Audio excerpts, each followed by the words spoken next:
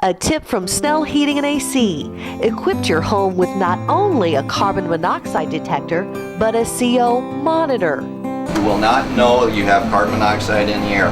Most houses are not equipped with carbon monoxide monitors. A lot of them have detectors.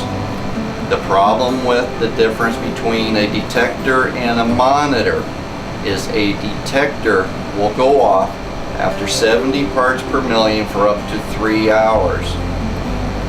After 3 hours, it starts building up in your system.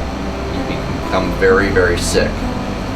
A CO monitor is like a monitor when you go to the doctor. They're monitoring you. They're giving you real-time tests.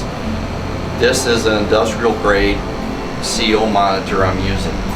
I also have a wall-mounted CO monitor, which is about the size of a thermostat. It gives you true real time. It starts sounding an alarm at 5 parts per million. Family owned, small town values. Trust Snell Heating and AC.